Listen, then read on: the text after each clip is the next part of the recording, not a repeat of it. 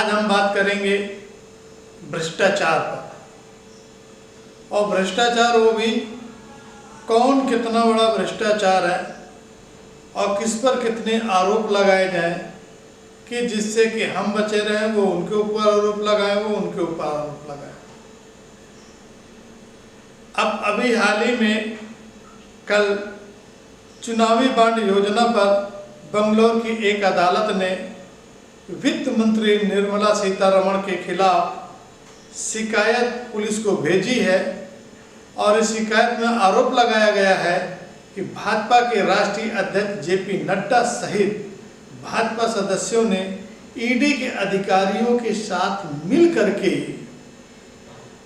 निजी फर्मों से जबरन वसूली की है, और वो भी यह वसूली चुनावी बांड योजना के तहत ये अवैध कमाई की गई है।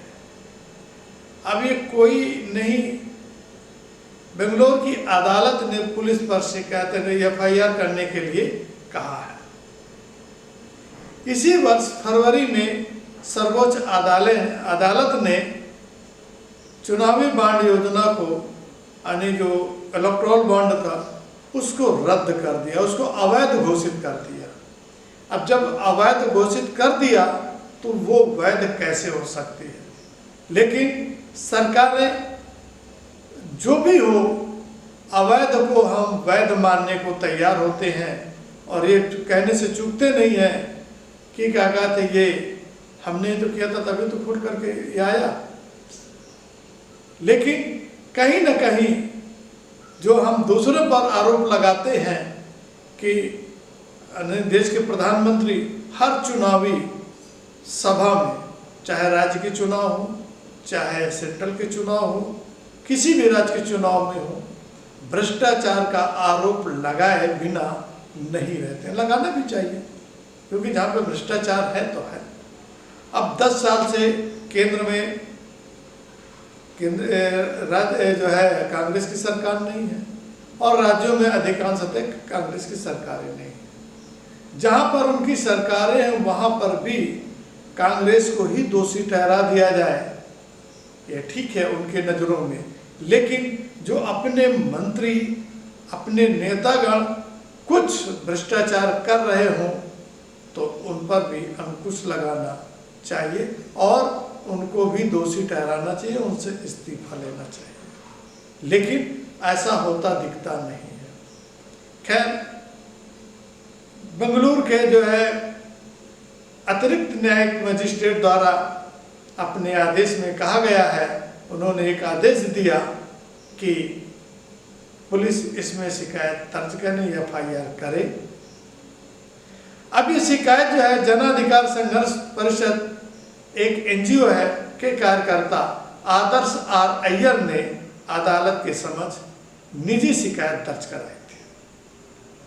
अपनी शिकायत में अय्यर ने दावा किया था कि सीतारमण और प्रवर्तन निदेशालय के कुछ बड़े अधिकारी ने नड्डा और भाजपा के राष्ट्रीय अध्यक्ष जेपी नड्डा और अन्य के साथ मिलकर के चुनावी बांड की आड़ में जबरन वसूली की है या जबरन वसूली का खेल किया गया है। और यह वसूली थोड़े बहुत नहीं है, 8,000 करोड़ से ज़्यादा की है। शिकायत में उन्होंने ये भी बताया कि जो मेदांता है, स्टरलाइट, अरविंदो फार्मा जैसी कंपनियों पर ईडी द्वारा जबरदस्ती छापा डलवाया गया ताकि उन मालिकों से चुनावी बांड योजना का लाभ लिया जा सके, उनसे दान लिया जा सके। अय्यर ने यह भी बताया कि 4 फरवरी को बंगलौर के जो दक्षिण पूर्व के पुलिस उपायुक्त से शिकायत की थी, लेकिन पुलिस ने उस पर कोई कार्रवाई नहीं की है। अब वहीं पर बंगलौर के कर्नाटक के जो मुख्यमंत्री हैं, उन पर भी भ्रष्टाचार के आरोप लगे हुए हैं, उन पर भी एफआईआर हुई है। अब समस्या है कि जो भी अभी जो उनके ऊपर एफआईआर हुई, लोकायुक्त ने जो एफआईआर किया, तो वहाँ के प्रदेश अध्यक्ष या भाजपा के लोगों ने उनसे इस्तीफे की मांग की थी।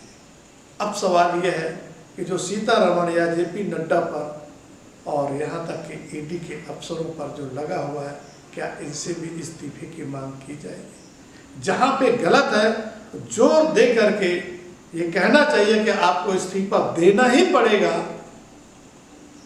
वो पार्टी कोई भी हो सकती है, लेकिन जब हम पक्षपात करते हैं तो निश्चित रूप से विश्वसनीयता नहीं होती है। विश्वसनीयता को जो है दाग लगता है कि केवल आप दूसरे को तो भ्रष्ट कहते हैं, लेकिन अपने आप में क्या है। और शायद है कि जो है एक खाता खुला था प्रधानमंत्री केयर फंड, उसमें इसीलिए पहले से ये लगा दिया गया था। इसमें ना तो कोई आरटीआई लगा सकता है, ना कि इसमें कोई पूछताछ कर सकता है इसमें कितना पैसा आया, कहाँ खर्चा होगा, कैसे खर्चा हुआ, कोई नहीं पूछ सकता है। क्यों? क्योंकि इसमें वित्त मंत्री से लेकर के गृह मंत्री और रक्षा मंत्री भी सब इन्वॉल्व हैं। कैसे कर सकते हैं? जो उनको भी देश के प्रधानमंत्री और गृह मंत्री को भी तो ऐसा ही मंत्री चाहिए, अधिकारी चाहिए जो हाँ में हाँ मिलाते रहे। सीतारमण एक उनका उदाहरण है, सीधे साधे जैसे भी और से कर लेंगे। अब यहाँ पर भ्रष्टाचार का सवाल बहुत बड़ा हो चुका है और इसके लिए देश की जनता को और स्वतः पार्टी के कार्यकर्ताओं को इस बात को समझना चाहिए कि कौन कितना बड़ा भ्रष्टाचारी है, कौन कितना बड़ा ईमानदार है, कौन देश की जनता के लिए कार्य करता है, कौन अपने लिए कार्य करता है। शायद कोई ऐसी पार्टी नहीं है कि जो पूर्ण रूप से जनता के लिए काम के लिए समर्पित हो, लेकिन पूर्ण रूप से न सही तो कुछ तो काम करे, जनता के बीच में दिखे। अभी चुनाव हरियाणा के हो रहे हैं, जम्मू कश्मीर के हो रहे हैं, वहाँ पर किसी भी अपनी जो योजनाएं हैं, प्रधानमंत्री या गृह मंत्री, किसी ने ये नहीं बताया कि हमको इस वजह से वोट दीजिए कि हमने इन 10 सालों में ये काम किया है। लेकिन वोट मांगा भी जा रहा है तो किससे? भ्रष्टाचार पर कि कांग्रेसियों ने इतना भ्रष्टाचार किया है। अब भूल से कांग्रेस आ गई तो क्या होगा? तो ये एक कहावत है कि हाथी के दांत दिखाए हुए के कुछ और होते हैं, खाने वाले कुछ और होते हैं। शायद ये सभी पार्टियों में होता है और दिख रहा है, और देश की जनता को बहुत सोच समझ करके वोट करने की ज़रूरत है, कोई भी पार्टी हो।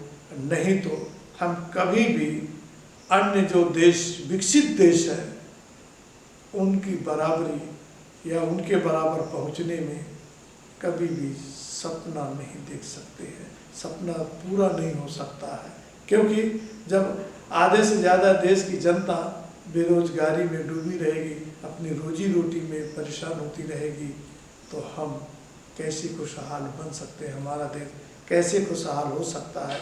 और जब तक ये नेता ऐसे काम करते रहेंगे तो हमारे देश की जनता कभी भी खुशहाल नहीं हो सकती है। जय हिंद, जय भारत।